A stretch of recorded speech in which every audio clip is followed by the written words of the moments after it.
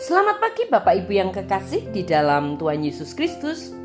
Pagi hari ini saya Iko Wayu Suryaningsih kembali menyapa dengan kebenaran firman Tuhan yang terdapat dalam Titus 3 ayat 4 dan 5. Titus 3 ayat 4 dan 5. Tetapi ketika nyata kemurahan Allah Juru Selamat kita dan kasih-Nya kepada manusia, pada waktu itu Dia telah menyelamatkan kita, bukan karena perbuatan baik yang telah kita lakukan, tetapi karena rahmat-Nya oleh pemandian kelahiran kembali dan oleh pembaharuan yang dikerjakan oleh Roh Kudus. Amin. Bapak Ibu yang kekasih di dalam Tuhan, tidak peduli apapun yang kita alami, kita dapat hidup dengan pengharapan. Itulah kabar baik yang konsisten dari Allah. Dalam 1 Petrus 1 kita dapat menemukan 5 alasan untuk hidup dengan pengharapan. Dan dalam pergumulan kita, hari ini kita akan melihat alasan yang kedua. Tuhan selalu memerlukan kita dan memperlakukan kita dengan anugerah dan kasih karunia. Petrus menulis kepada mereka yang sudah percaya, segala puji bagi Allah, Bapa Tuhan kita Yesus Kristus. Karena kasih-Nya yang besar, kita telah dilahirkan kembali, sebab Allah telah membangkitkan Yesus Kristus dari antara orang mati. Petrus tidak hanya mengatakan bahwa Tuhan itu penuh kasih. Petrus memuji Tuhan atas kasih-Nya yang besar.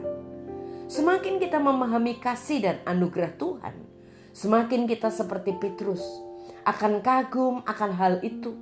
Itu sama sekali tidak pantas diterima. Itu sama sekali tidak layak didapatkan. Itu bukan sesuatu yang dapat kita peroleh atau usahakan. Itu hanyalah hadiah cuma-cuma. Kasih Tuhan itu didasarkan pada kasih-Nya kepada kita. Dan kita tidak dapat membuat Tuhan lebih mengasihi kita daripada saat ini. Kita juga tidak dapat membuatnya kurang mengasihi kita. Itu berarti kasih-Nya kepada kita tidak akan pernah berubah. Firman Tuhan mengatakan di dalam Titus 3 ayat 4 dan 5, ketika Allah Juru Selamat kita menyatakan kebaikan dan kasih-Nya, Ia menyelamatkan kita bukan karena perbuatan-perbuatan baik yang telah kita lakukan, tetapi karena belas kasihan-Nya. Dia telah menghapus dosa-dosa kita dan memberikan kita kelahiran baru dan hidup yang baru melalui Roh Kudus. Ini sangat penting untuk kita pahami. Ketika kita melakukan kesalahan sebagai orang percaya, Tuhan tidak marah kepada kita. Tuhan tidak ingin membalas dendam kepada kita. Tuhan tidak mulai merencanakan untuk mengacaukan hidup kita. Inilah yang Tuhan lakukan.